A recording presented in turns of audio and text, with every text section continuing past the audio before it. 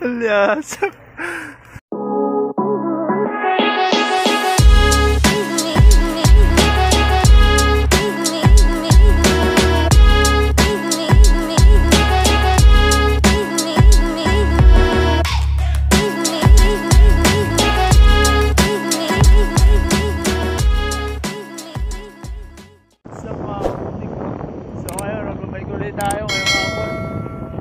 Umaga nagbike na tayo eh.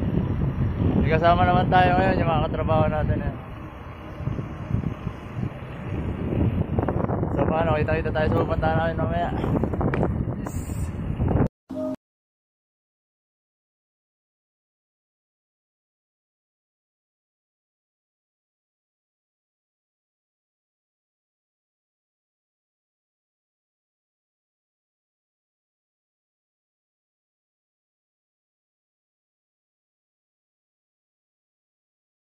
Kaburnik, no? Medyo malapit na kami sa pupuntahan namin.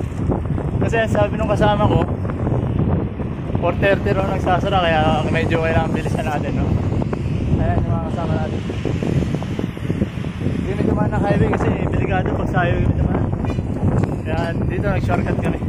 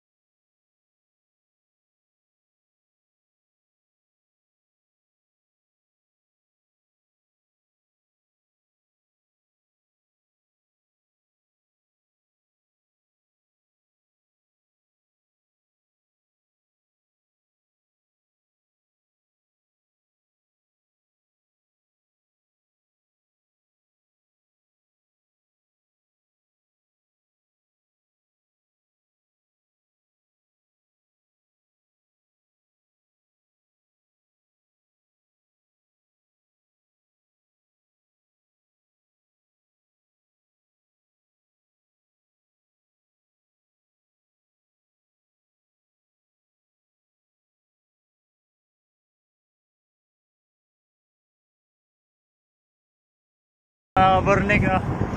Ito na yung unang ahon namin. Ahon namin yan. Mababa pa yan.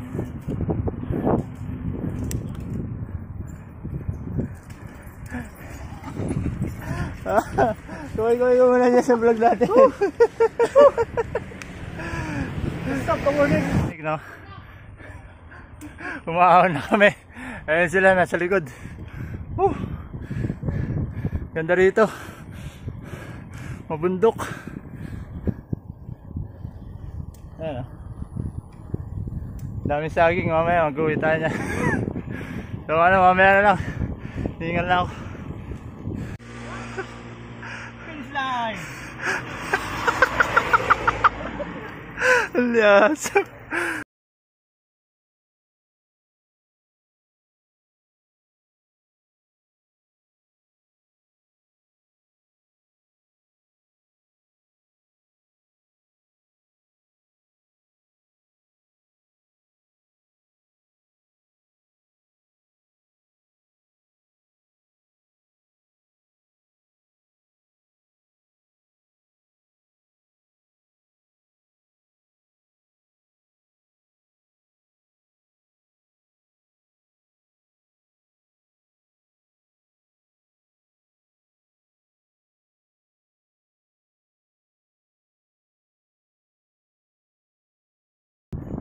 Malapit na daw kami.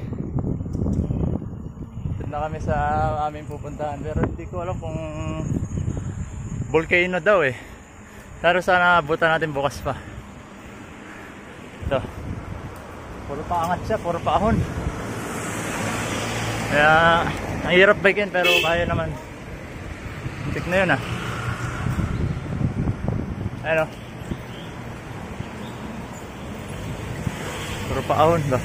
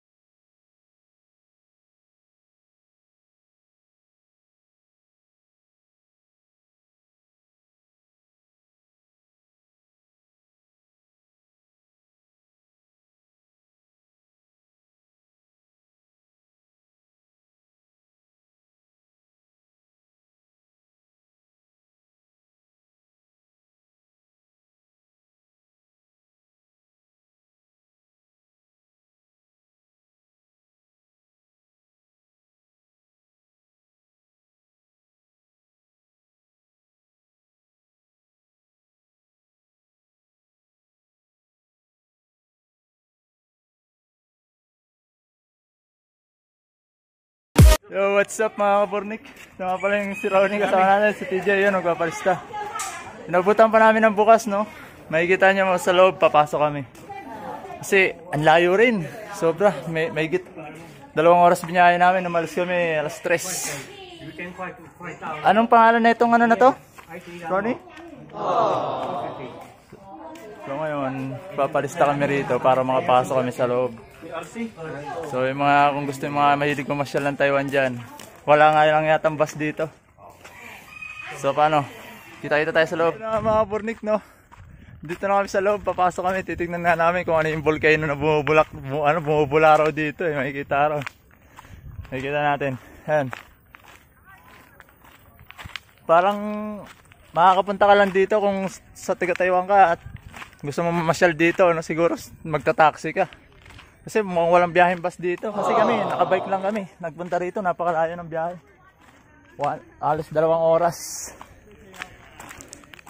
So ayan, buti nga pinapasok pa kami, no? Kasi hanggang yung oras dito, hanggang 4:30 lang. Kaya kung nagtatanong nga pala kayo, no?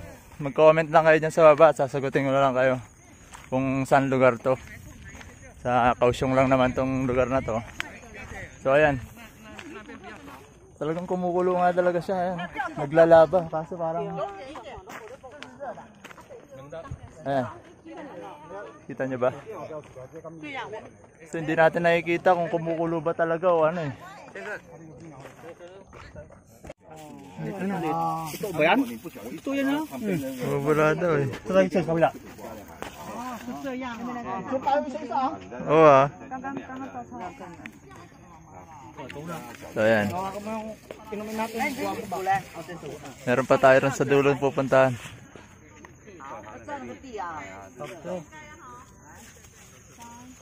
Mga kaburnik, bumubulok. Titignan namin kung bumubulok ko talaga. Pero parang nakakatakot nga. Panlahar. Kung sa Pampanga, parang lahar to, lahar. Ayan. Anong babato? Pagkain natin ah. Pagkain. Ayan sila.